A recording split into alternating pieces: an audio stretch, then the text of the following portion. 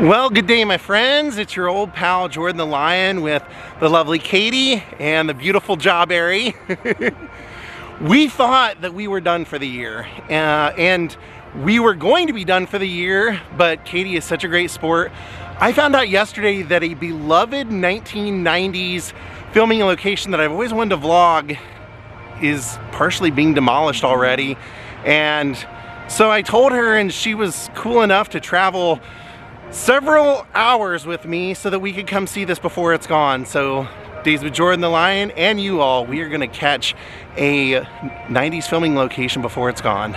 So this one's important because it has all the greatness of an 80s movie still in the 90s. It's the dork versus the jocks. It has a great, almost rivaling the whether you think you're a nerd or not speech. It's got one of those in this, and it's got a great cast. So we're going to see some of the locations for Angus. Are you cool with that? Okay. I saw the tail moving. You're okay with that? You're cool with that, Ja? And we're coming to you from Owatonna, Minnesota. It's kind of cool. They actually used all of the Owatonna High School stuff for the movie. The football uniforms they bought. I read online that some of the students sold their Letterman's jacket to the production, so it's be cool. So we're gonna start off over at the old high school. The entire school is surrounded by fencing because, yeah, as I thought, they are here actually at the old school where they filmed this movie, tearing it apart.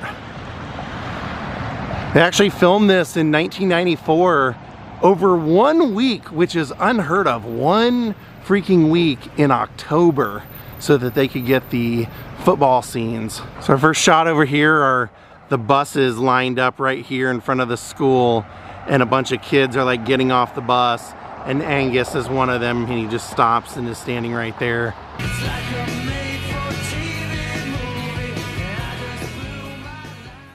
Kind of premise of this movie is he always feels like he's not normal because people around him make him feel not normal, and it's just a struggle for him to want to accept, or just to, you know, accept who he is. This is sad. I'm glad we came out today. I'm glad you were cool enough to do that, because, you know, when I see that something is being demolished, I always am fearful that it's going to be the very next day, and it looks like it really is. This is the school they used in Angus. I found out about Angus through the soundtrack. I was a big Weezer fan, and one of their great B-sides you could only get on this soundtrack at the time. So when I got the soundtrack, it was so good. I had Green Day, Weezer, Mazzy Star, that I had to see the movie. And the movie was awesome because I loved 80s movies. I loved the underdog movies. And this was one of the great ones. It was about this fat kid who's kind of a nerd, and he's smart and he's athletic, and he's being bullied by a young James Van Der Beek. Long before we knew him on TV and in the movies, this is where he started in this movie. And there's a really great scene, especially right out here, because they had a flagpole that was right here, and they end up stealing Angus's underwear and running it up the flagpole. I think I know what Rick did with your underwear.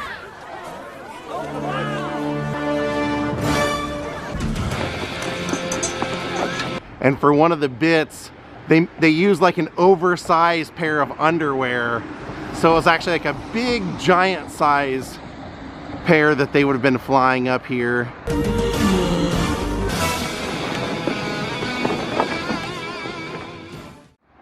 And all the kids would have been coming out of those doors up there. We would have seen, they filmed, like I said, they filmed this over like 1 week. So they were able to get inside, use some of the classrooms, the auditorium, things like that, and then mainly the football field and outside the grounds, because when Angus and his buddy are hiding, they're actually hiding over here.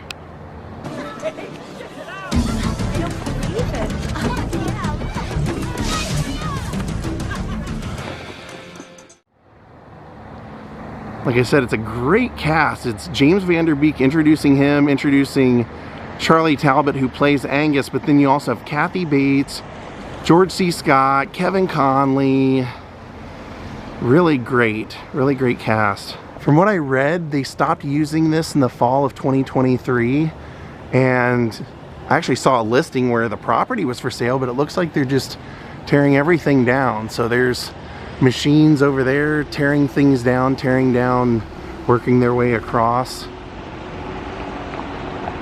This is so sad to see. I mean, I'm glad we caught it in time, but man, they've got a whole new school here and everything. You can see they're just tearing everything down. They have murals on the side of the building and everything. They're just dismantling that all. Here you can see some of that mural. The Huskies mural they're tearing down. So we both love Weezer, and so apparently Weezer was asked before this movie was even filmed to do a song, right? Yep, to write a song to correspond with the scene where he's dancing with Wanda. Yeah, Wanda, there's an inflatable doll that Angus is learning how to dance with, and so they gave the script to Rivers Cuomo, and apparently at the time, before they filmed it, there was a backstory where Angus's mother and father are both alive, but they're both gay and in relationships. And then I guess when they were filming the movie and editing it, they decided that they really didn't need that angle. So they completely cut his father out and write in that his father died when Angus is being born. But Rivers actually wrote 2 songs. So since they didn't use Wanda, they used the great song, You Gave Your Love to Me Softly, right at the end. Now, what's cool about this movie, I thought, was that, you know, in every underdog movie, you know, like this one, you have like the fat kid who's in love with a pretty girl, but in this movie, you get this scene where they're trying to humiliate Angus by making him the winter ball king and making her the queen, and she actually tells him that she's bulimic. So we didn't catch that right away when we were watching it either, but it's just, there's a lot of heart in that movie. It doesn't really fit the typical teen movie. Like, there's a lot of emotion in there, and it's a really good show to watch. Like, everything about it just kind of fits the time so much. Like, right now, people are wearing the clothes again. We've been laughing about that. It's like all of this stuff is in fashion right now, and it's just a great show. And cool that I read, the kid who plays Angus, you know, we had never seen him before. His name was Charlie Talbot. The director apparently actually cast him out of a Wendy's. He was in Wendy's, saw this kid making his friends laugh in line, and cast him for the movie. Yeah. Now, what's cool is that, you know, being on a limited time frame, what they did was, since they were filming here, like I mentioned, they ended up just using the school mascot and the school football uniforms.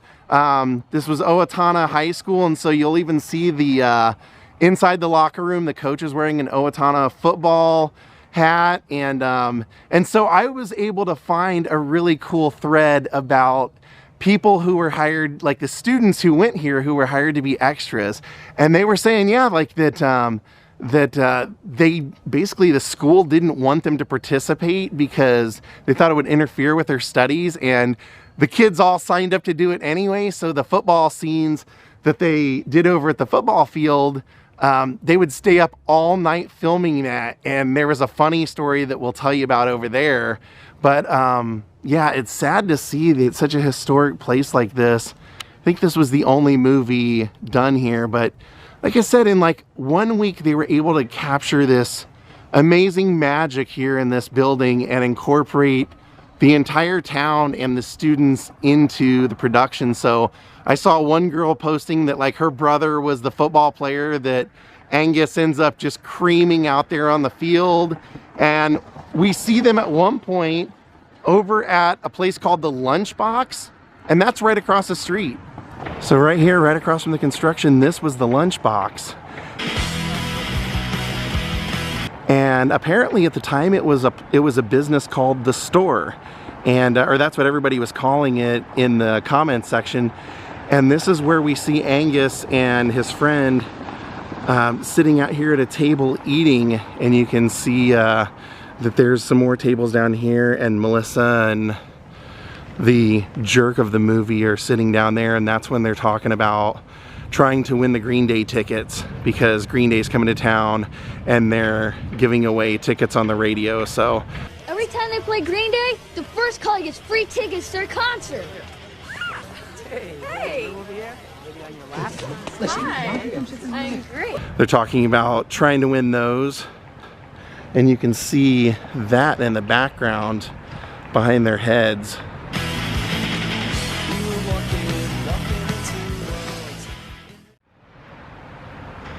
And the crest is gone from up top. That second set of doors are the doors that the principal comes running out and tells that kid, hey, get those underwear off the flagpole.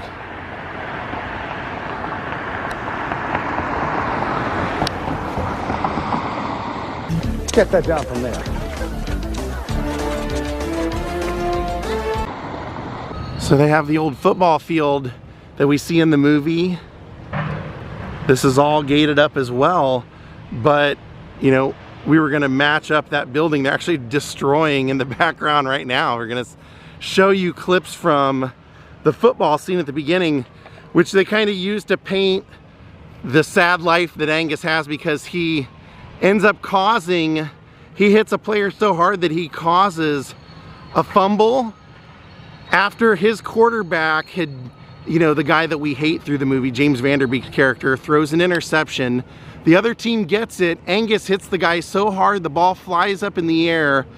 Angus should have been the hero, but it falls into James Van Der Beek's hands and he gets the glory.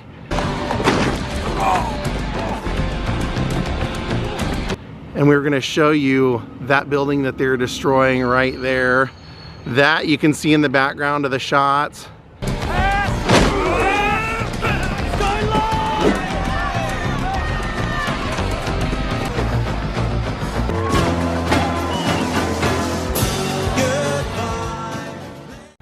One of the funny stories that we found online was actually they filmed the marching band here, and we see them walking and doing their routine in this grass, and apparently what they said online was that the film crew did not know that the marching band was that good, so they didn't really plan on filming them, and so they rushed out there to film them during that part. And when they did it, one of the trombone players sent his slide right through the camera, broke the camera lens. I can't stay in this place.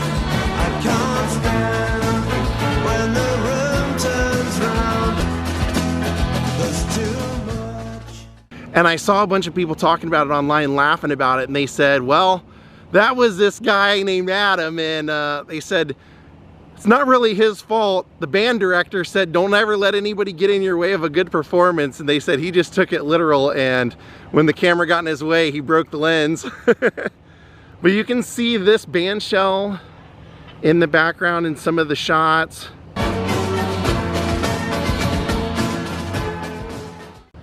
And then it's hard to get to because it's actually on the side that we're on.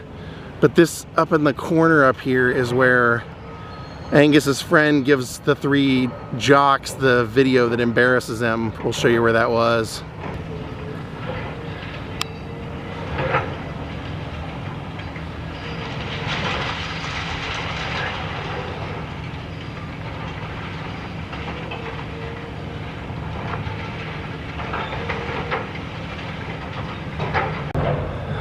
Yeah, I would have loved to have done a more detailed video, obviously, because I know people always want to see as much detail as possible, but in this situation, we just have to be glad for what we got.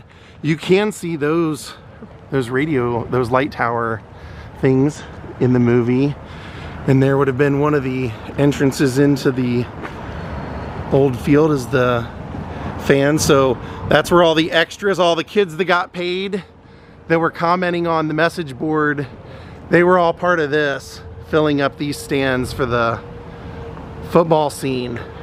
But it's down here in this corner, the old ticket booth. The kid that played Angus, apparently after this, he just lost interest in acting for several years, like 6 or 7 years, and then he came back. He came back to acting. He's done several things since, and like I said, we've heard of, you know, a lot of the other people, but it was right up here in this corner. The shot would be reversed, so it would actually be the camera over there pointing up, but right up there is where the 3 jocks are sitting, and his buddy comes up there and gives him the tape.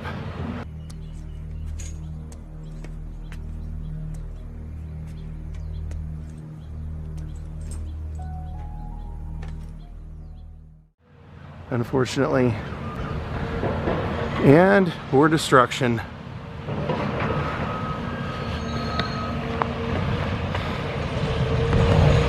I know some people just love to watch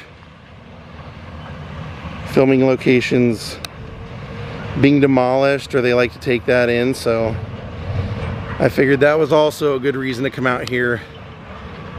Someone had just posted a photo yesterday showing that the demolition had started, and I said, you know what, even though it's Christmas time, that doesn't mean they're gonna wait, so we hightailed it out here.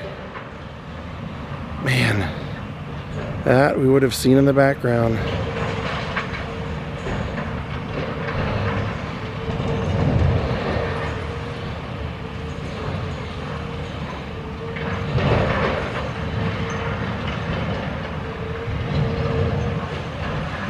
You've never seen the movie? It is just a slice of 90s heaven, I really think. From the clothes, the music, the soundtrack, like I said, that was what originally got me into it. I just think it's a great film. Kind of an underground film, I think. I don't think it was as popular as they were hoping, but like I said, I just thought that was so cool that they actually used the town and the high school's name in the movie. Usually they change it to something fictitious. They usually change the colors, have a whole different scheme and everything. In this case, they just kept everything the same because they were on such a tight time crunch. So that was like when the movie starts, I noticed that right away. I'm like, wait a minute, the football jerseys and the cheerleading uniform look like OHS, so...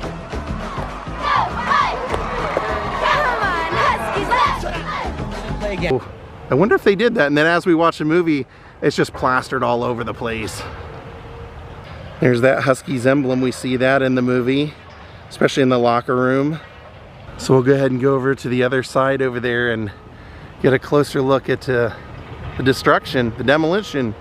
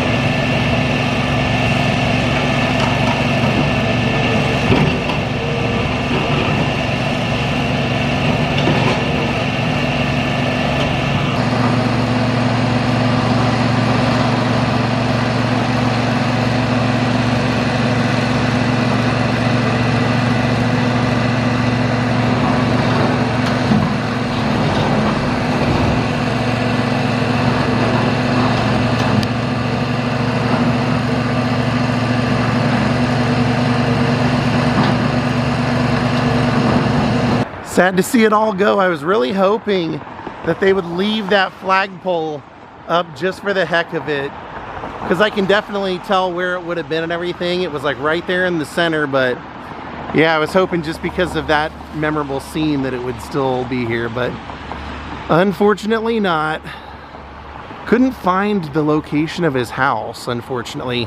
They show the exterior just a couple of times, but we couldn't figure out, nowhere online had it listed. So at the end they have that big dance scene, and Angus, you know, gives that just amazing speech about, you know, I will never be gone, you will never get rid of me, I will always be here, I'll always keep coming back.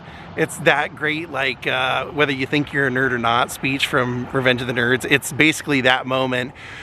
I read online that some of the students said because of like how quickly they were filming the movie, they actually ran out of time, and that scene was actually filmed back in California. All the actors went back to California for that. So we looked all the way around the building and could not match up where the gymnasium that they show the exterior of would have been.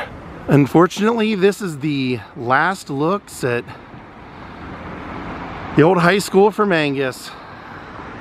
Hope you guys enjoyed this video. I know it's kind of sad, and I wish I could have got inside to show you like the principal's office and the auditorium where they name him. Like, they're having that pep rally and everybody's wearing school colors blue except for Angus, and then they name him the king of the winter ball. But yeah, unfortunately they are heavy doing construction with signs everywhere that say construction people only, and you know that ain't me, so that's unfortunate. But I hope you guys enjoyed this. I'm gonna go ahead and call it a day here from Minnesota. I want to thank Tina Dunn for becoming my newest Patreon, and thank you all for watching. We'll see you next time. Goodbye.